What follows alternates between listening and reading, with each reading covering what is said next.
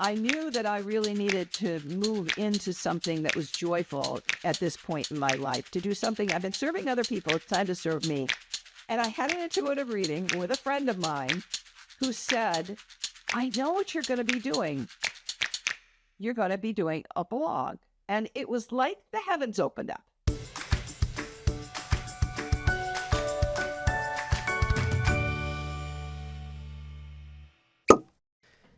Hello, everybody. Welcome to another edition of Uncorking a Story. Before we pop the cork on today's episode with the incredible Jackie Lapin, I wanted to share with you a little personal update and what I think is a bit of good news. Well, it's a bit of good news for me anyway.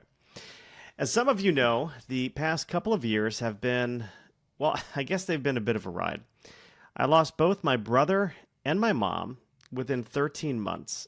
And that's not exactly the kind of life event that anybody really signs up for. But like any good writer processing grief, what did I do? Well, I decided to write a book about it. And that book is called The Waiting Room. And no, it's not about sitting at the DMV, though there are similar levels of existential dread involved. The story takes place in a hospice center on Christmas Eve, and it explores family, forgiveness, and faith, and the mysterious ways life and death can actually surprise us. Now, here's the fun part. Somehow, this little book of mine, and it is a little book. It's a little over 100 pages. We're not talking War and Peace here. It's on the shorter side of things I've written. But the book has found its way onto three Amazon bestseller lists, including Family and Inspirational Spirituality, Family and Personal Growth, and Death, Grief, and Spirituality. So if you ever wanted to be part of a book club that tackles love, loss, and life's big questions with perhaps a few plot twists, check out the link that I will put in our show notes for today's episode. And speaking of following your passions and trusting your intuition, I don't know why I made that a segue, because I really wasn't talking about following passions or trusting intuitions at all, but whatever. This is my show. I can do what I want. Today's guest, Jackie Lapin, knows all about that. From blazing trails as one of the first female sports writers to helping authors and thought leaders share their stories with the world, Jackie's career is an inspiring ride. Plus, if you stick around, you'll hear us geek out about historic novels, travel, and maybe even the Doobie Brothers. So without further ado, let's dive in. Here's Jackie Lapin. Jackie Lapin broke through barriers as one of the first women sports writers and built one of the two largest sports special events cable TV public relations firms in America. She's also written two internationally best-selling personal growth books, one of which was awarded Best Spiritual Book of the Year at the International New Age Trade Show. A lifelong traveler, Jackie seeks to experience history through the world's cities, villages, castles, landmarks, nature, and books.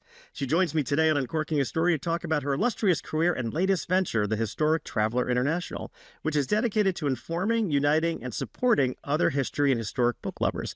Welcome to Uncorking a Story, Jackie. I'm delighted to be here, Mike. Thanks for inviting me. I'm delighted to have you here, Jackie, and I'm curious, where does your story as a writer begin? It actually starts as an 11-year-old. When we ended up in a place that was kind of not very friendly to newcomers. And so I kind of went within myself, and I found that I had a skill at writing and storytelling, but I also was a crazy Dodger fan.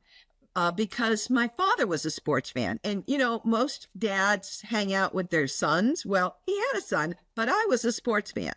And he and I bonded. And so we would listen to the Indy 500. We would watch the series. I got my sports gene from him. And then, and so at the age of 11, I decided I wanted to be a sports writer. But who knew a woman sports writer? There were none in that era. But because I focused and I read the LA Times every single day to learn how to craft a story, a sports story, By the time I was 20, I was at the Detroit Free Press. At 21, I was at the Associated Press on the front pages of the Los Angeles Times. 22, I was co-hosting Dodger Dugout here on Channel 11 in Los Angeles. And then I went to the Washington Post. So writing it was a natural skill for me. And, you know, people talk about writer's block. I never experienced it. It is always words when I need them come to me, and they just lay themselves out. Consider it a God-given skill. This is the one skill that I know. God passed me over for a lot of other things. I can't dance, I can't sing, but I can do this, and I can take pretty pictures. I want to go back to the period of time where you're 11 years old and you turned to writing almost as a way of sort of dealing with this big event that happened to you. You're living in this area. You mentioned it's not very welcoming. How specifically did writing help you? I think it let me stand out. I mean, you fade into the background when nobody sees you.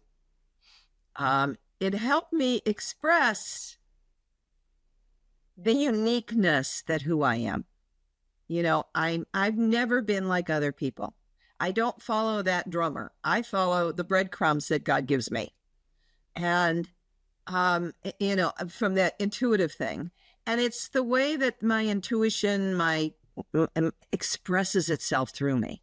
I'm a storyteller too. I love other people's stories just like you do.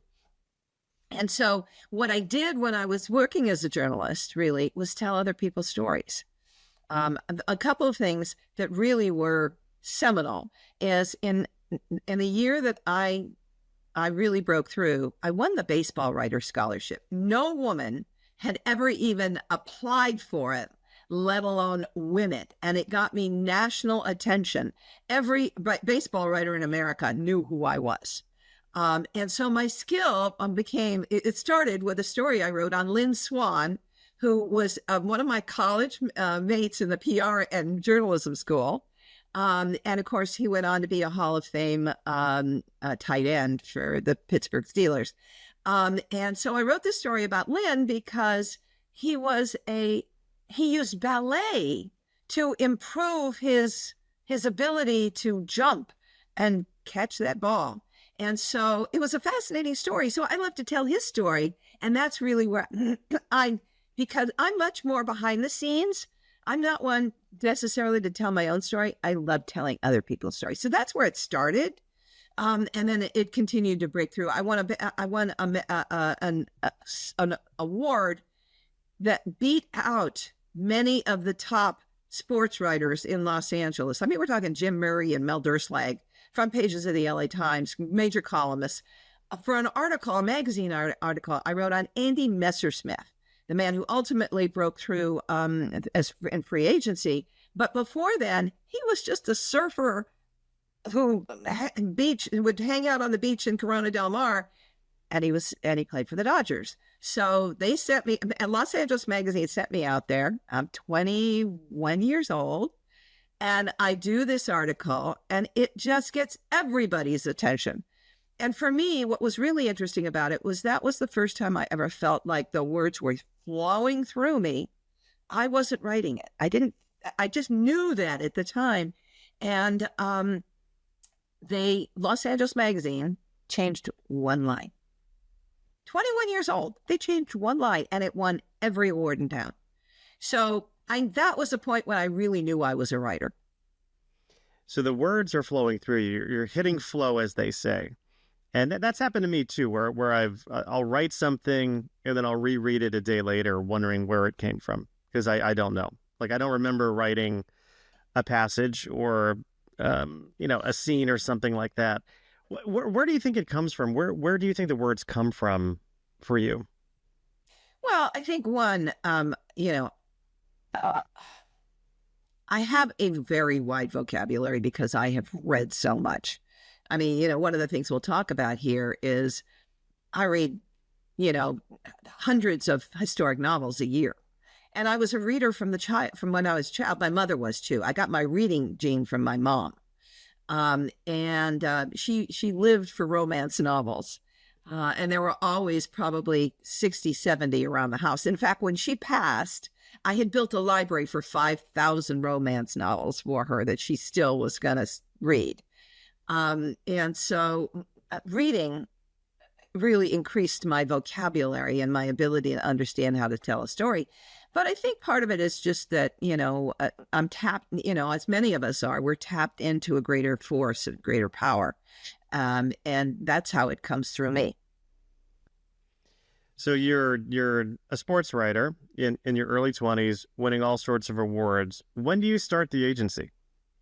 So I came back from the Free Press and freelanced for a couple of years. Wrote my first two books. They were handbooks for women athletic directors in high schools and colleges, just when Title IX came out. And I taught journalism at Cal State Northridge, thanks to a friend who invited me to do that. At that time, the next thing that happened is that a public relations agency had reached out to the LA Times and said, we need somebody to help us with a sports event. Who do you recommend? And they brought me in to do a running event with Jim Fixx, if you remember him. He was the man who started the running boom. And it was for Quaker Oats. And I said, well, I can pitch this story to journalists just because it's a story I would write if I was on the other side. And I know how to pitch this. And I'm minored in PR. So I went out and I pitched this thing. It was phenomenally successful.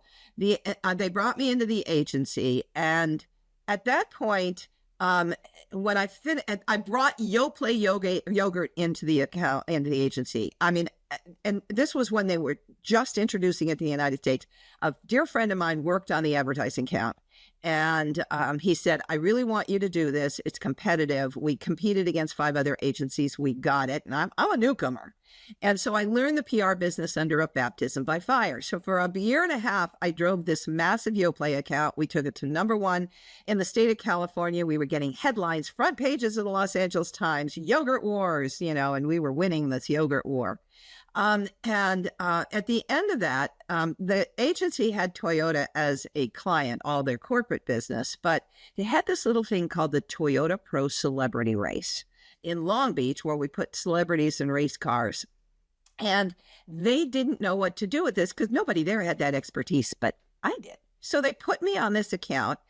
And I got them on The Tonight Show and Good Morning America and all kinds of other things that they never imagined that they would be able to have. And so 6 months after that, I had told the agency, I am leaving. I don't like working for other people. I've only worked for other people 4 years in my life. And I'm going to start up my own shop. And so I rented a room in a little warehouse building, grabbed a friend. And about 3 months after I'm in business, I get a phone call from Toyota that says, would you like to take our business? We just fired the agency.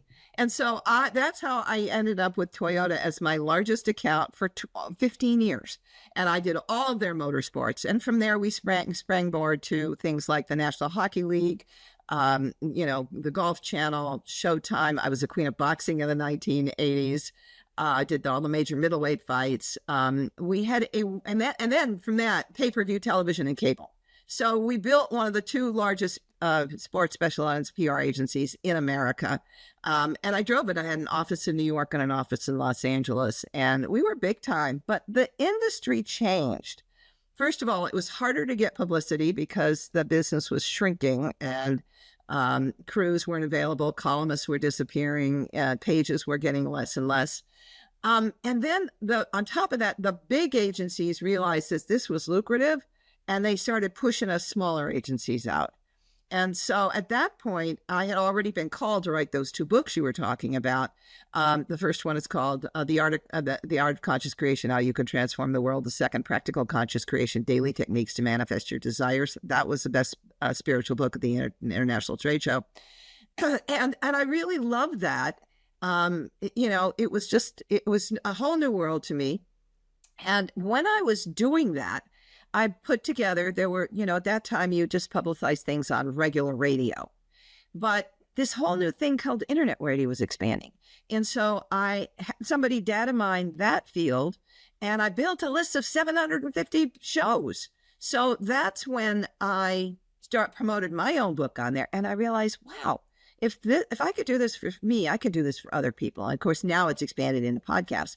And so for the last 15 years, I've been doing podcast radio tours, introducing authors and leaders to 9,000 public radio shows and podcasts with a minimum guarantee of 30 invitations. Of course, you've been so kind. You've been booking over my clients.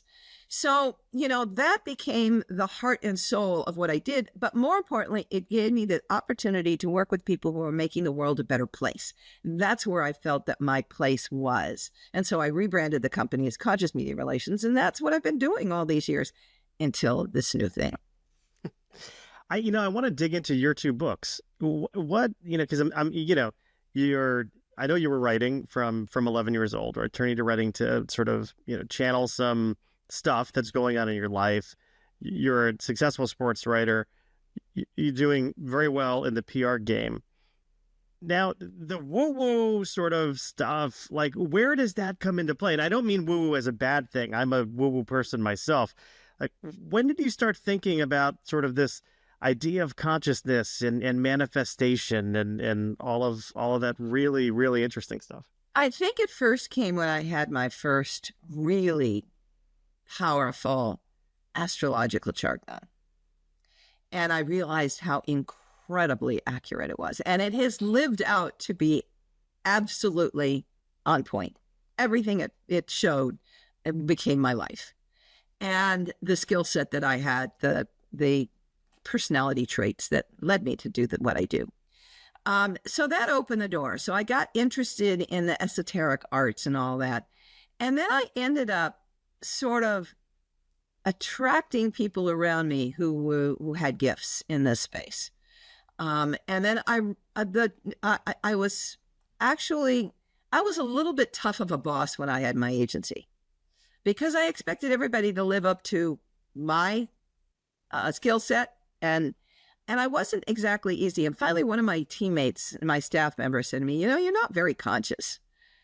And she says, I think you need to read a couple of these books. And she started giving me things by, Wayne Dyer, Gary Zukav, some of these other people. And all of a sudden, the light bulb went on. And I immersed myself in the consciousness space and started to, read all of that. And so the books came because there was, at this point, this was just before The Secret came out. I started writing a year before. And I realized that there was a space between what they were saying and what was being published.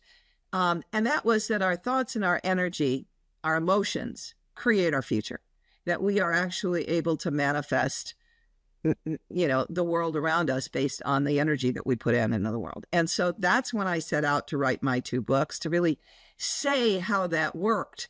They're very practical. So it lays out what happens, why it happens, and what you can do to influence it, how you can change things in your life to make that happen. And then, of course, when I started doing these kinds of books, the kinds of clientele I was attracting, a lot of them were in this space because I was open to it, because I became the specialist. I'm the one that developed the biggest list in this area.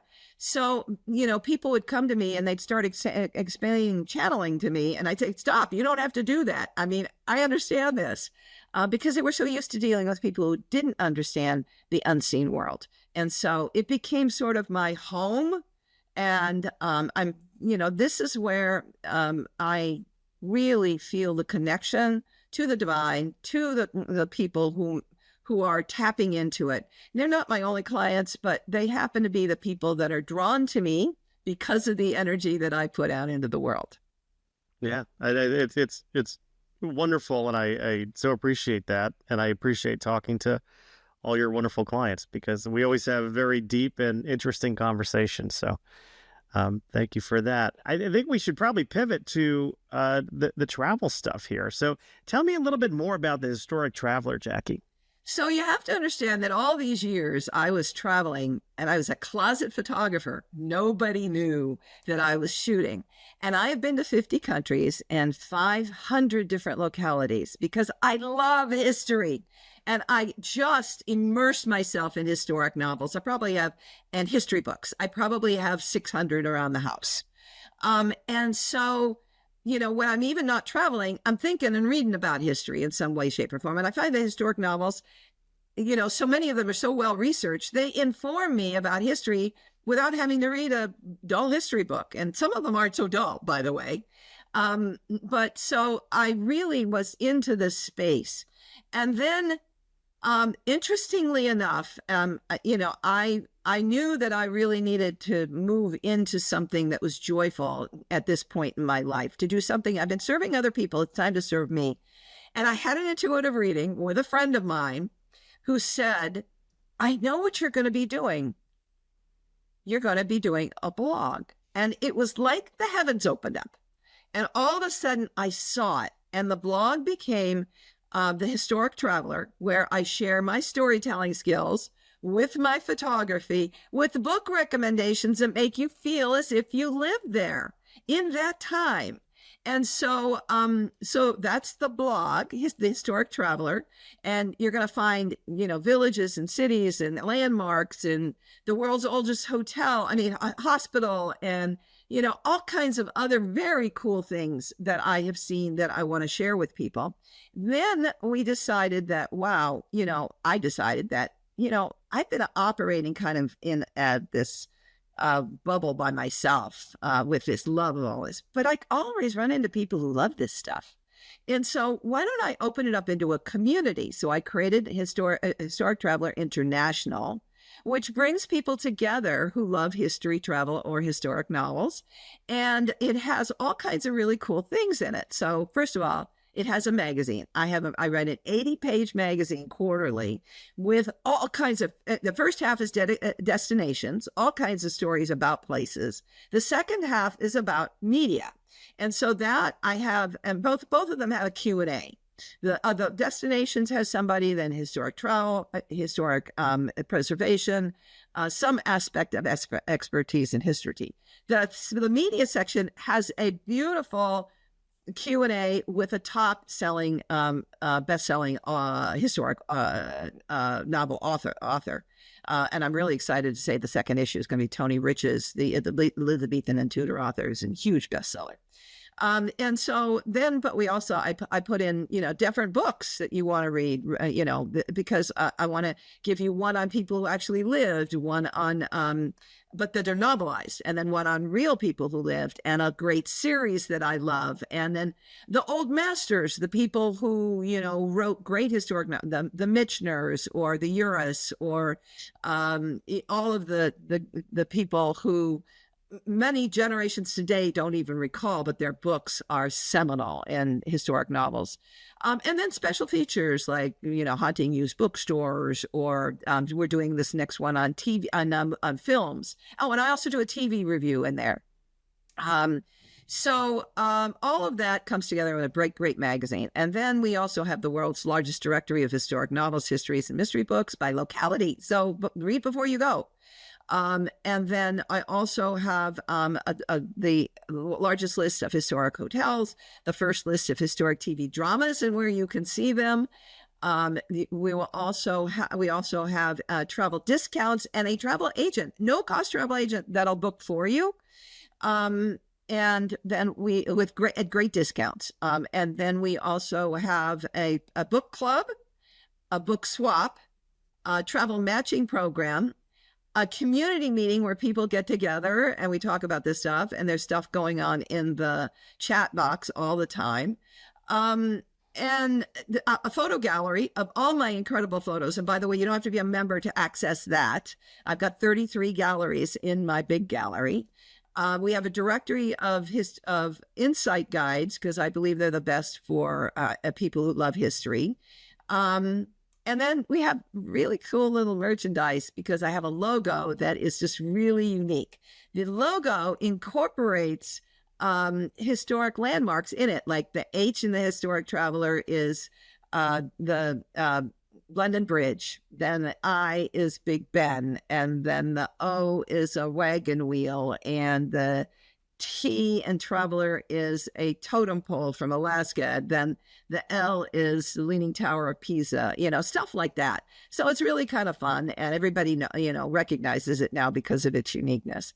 So we've got so many cool things, and it's a great community, so that you don't have to feel alone when you want to hang out with people who love history and historic novels, as well. And by the way, it's under $20 a month. So just so you know. It's, all that stuff. You can't afford not to buy it. You can't not to subscribe. Yeah, just cut out the Starbucks like, 2 days a week and, you're there. Um, Exactly. I've always thought that traveling, and I've done a lot of it in the United States for work. Most of my travel in life has been for work. But I've always found that sort of getting out there and being with people in different communities and different parts of the world it's good for the soul. Like it just helps you develop as a person. And I know that there's some people who just hate traveling. They just hate it. I love it. I've always loved it. I love running through airports for some reason. I just love everything about it. What does traveling do for you? Well, you hit on a really interesting point. So the first thing is that when I was in my late 20s and I just finished the book, I really wanted to get away and see Europe. And I had an invitation from a cousin to come over with her and her fiance with part of an architectural students group. So I said yes. So I went over, and in 2 days, I realized I wasn't staying with these people. They were ugly Americans, and that was just not me. So for the first time in my life, I decided to be spontaneous and travel. I didn't have anything except a return ticket, and I decided just to go off on my own. And I built myself a trip that was absolutely life-defining. But what it taught me was it increased my courage. It increased my confidence. It increased my ability to say, I can do this. I can do anything. I can be on my own in a strange place and find my way and take care of myself. So it really helped formulate me as an adult. And then as I grew, now today, what travel does for me is it's my happy place. It's when I feel the joy. It's when I'm living in the present instead of worried about the future and looking back at the past. I mean, I am from a historic standpoint, but from a present standpoint, I am learning everything I can about this place. I'm quizzing the tour guides.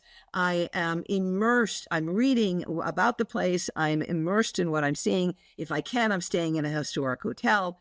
For me, I love the fact that I'm almost time traveling.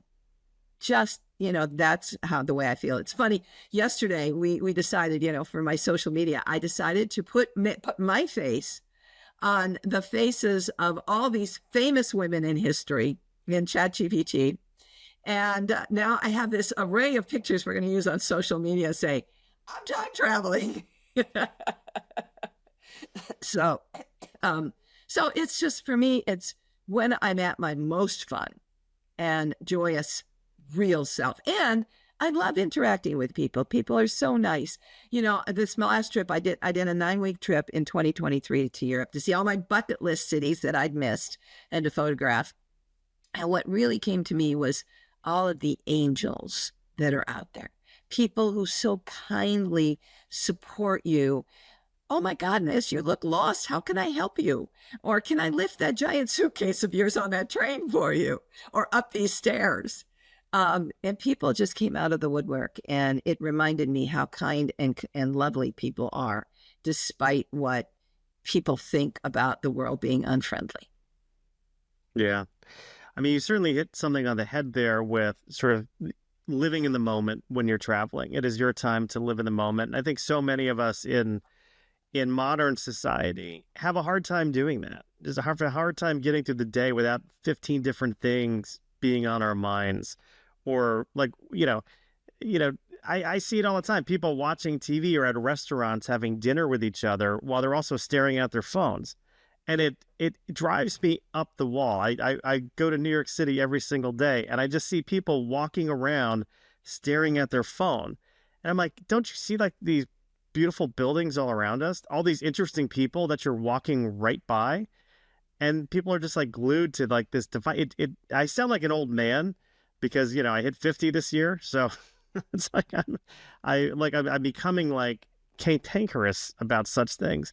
But you're right. When you're traveling, you are sort of living more in the moment. And of course, it's something that you're very passionate about. So you're more attuned to it as well, I'm sure.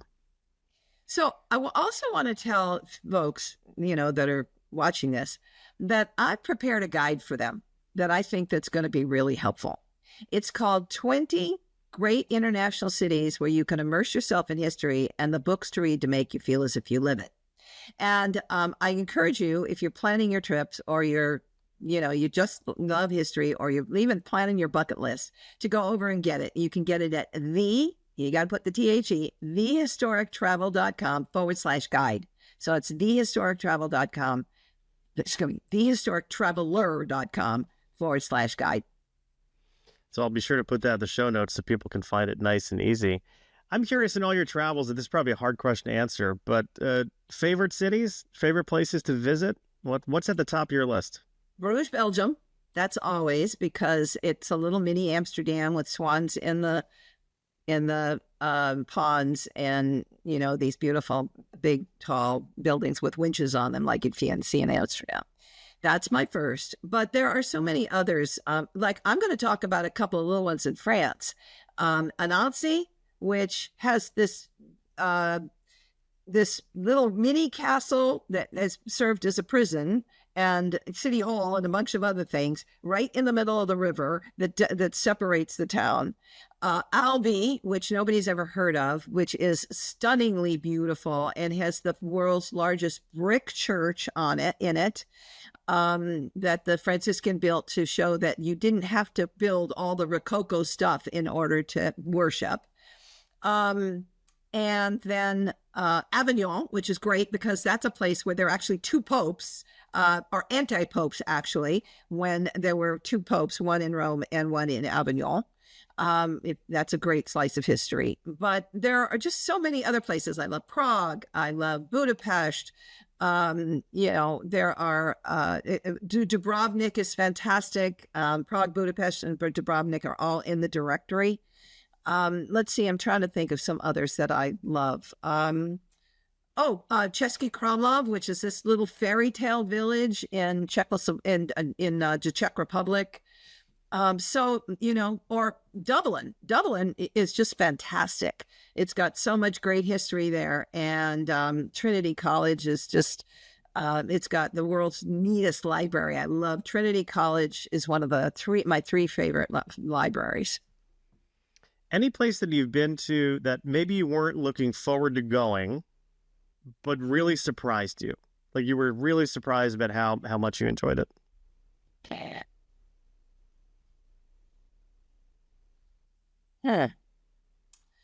Most every place is someplace that I've selected because of what it is and the history. And for example, Florence, I mean, you cannot disappoint in Florence. There's just so much there. But nothing, San Gimignano, I really didn't know much about, which is a little town outside of Florence. And it has all these big towers on the individual people's townhouses that date from the Middle Ages, because they were all warring with each other, and it's this little tiny town.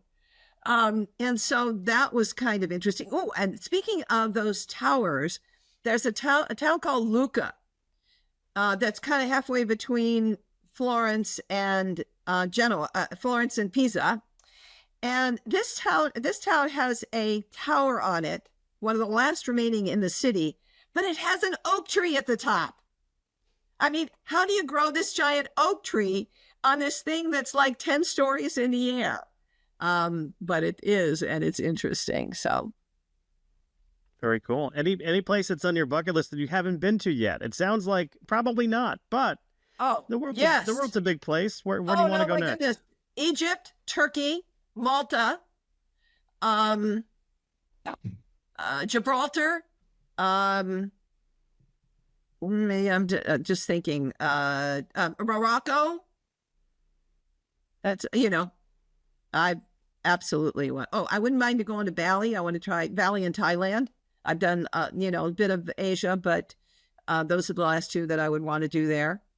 But yeah, and I've been to Australia, Africa, Europe, North America, and Quebec City is just one of my favorite places historically in the world.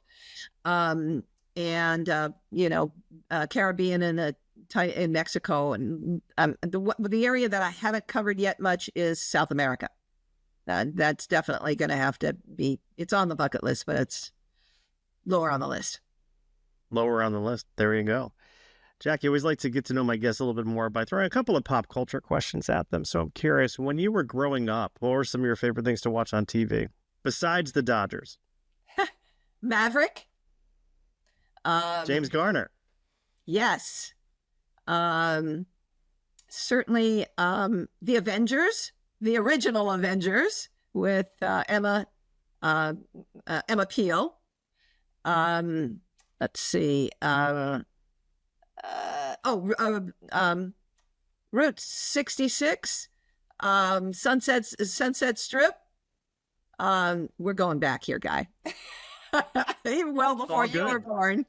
No, all good, all good. I'm a big James Garner fan. I loved Rockford Files was one of my.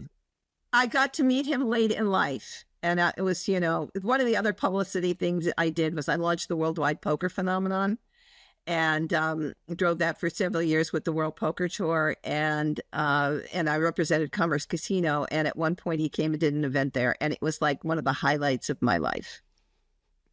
My father and mother were in Paris for, he worked for many years at American Express, and they were there for an Amex thing. Sitting next to them were the Rolling Stones at a restaurant. And my parents were there. I mean, in perspective, my dad's 93. He's probably not that much older than Mick Jagger, actually. But he doesn't know from the Rolling Stones. But this waiter keeps coming up to my dad and staring at him. And my dad's like, "Why are you staring at me?" And he's like, you are him. You are him. My dad's like, "I'm who?" They're like, Jim Rockford, the Rockford Files, the James Garner. They thought my dad was James Garner. My parents got a huge kick out of it. My dad did back in the day when he had hair, looked very much like James Garner. Oh, funny. That was funny, but he was great. He was great. I loved him. I loved all those things. What about music? What'd you like listening to? Well, this was the 60s, so Traffic. Love Traffic. Let's see. Traffic was one of my all-time favorites. America. Carole King. I'm just trying to think. Steely Dan. The Doobie Brothers. I just saw the Doobie Brothers in America and America recently, the last couple of years. I was gonna say Doobies are touring this summer. Yeah, and I met with, Michael McDonald. Actually, I'm a big soft jazz cruise, smooth jazz enthusiast. So I went on the Dave Cause Jazz Cruise, and one year he was on it, and I got to meet McDonald. So it was really nice. That voice is so good. I love Traffic. Steve Winwood's he's coming around my neck of the woods this fall.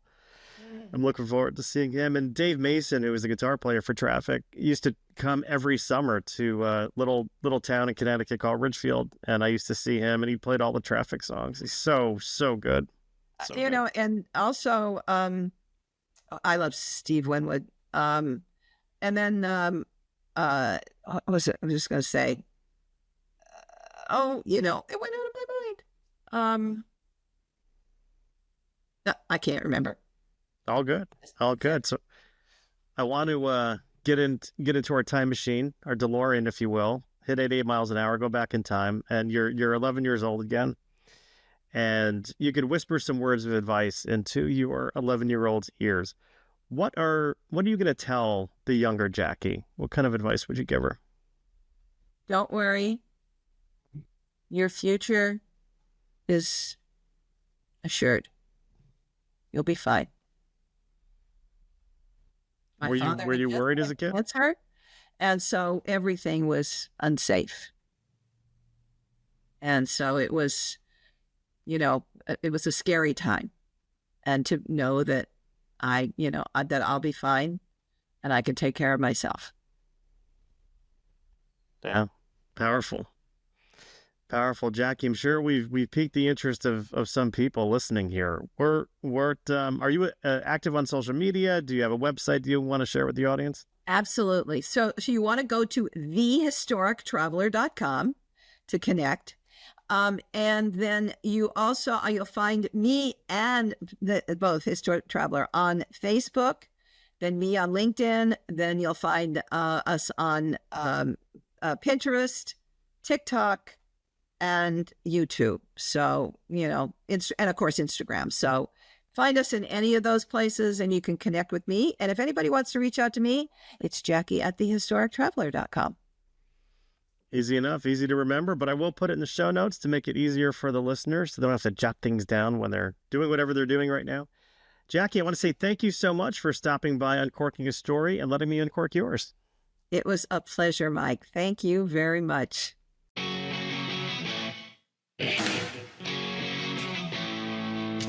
Thanks for listening to Uncorking a Story.